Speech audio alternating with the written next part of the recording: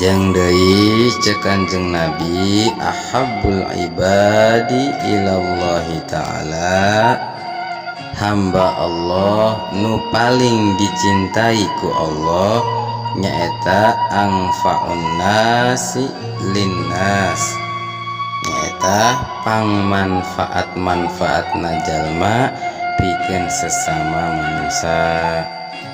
Malah mah jalma anu bermanfaat pikeun loba jalma, kakara ku hadirna, kakara ku ayana, kakara ku ningalna bae ge geus mere katenangan ka batur, geus mere kanyamanan ka batur. Tah eta jalma paling dicintai ku Allah. Komo mere manfaatna teh melalui segala hal anu dibarutuhkeun ku masing-masing jalma.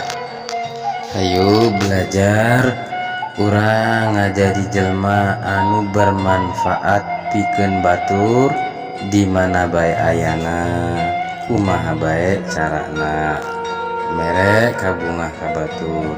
Lantaran teu Kanjeng Nabi oge afdalul a'mal idkhalus surur, pang utama-utama na amal nyaeta mere kabungah ala qalbil mukmin, ka hatena jalmi mukmin, mere kabahagiaan ka batur.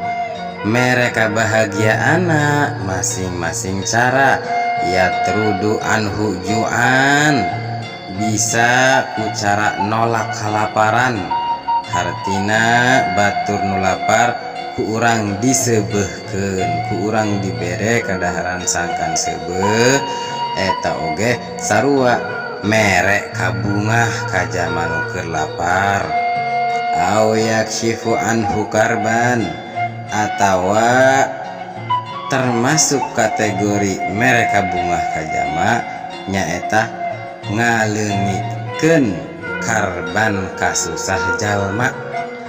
Ngaleungitkeun kasusah jalma nah mere solusi, nah mere jalan keluar, nah kitu nulungan sangkan ulah pusing, sangkan ulah rarupek pikirana, eta oge idkhalus surur, ngabubungah jalma keur naon kitu kasepian, eta oge idkhalus surur. Nu penting mah mere kabungah.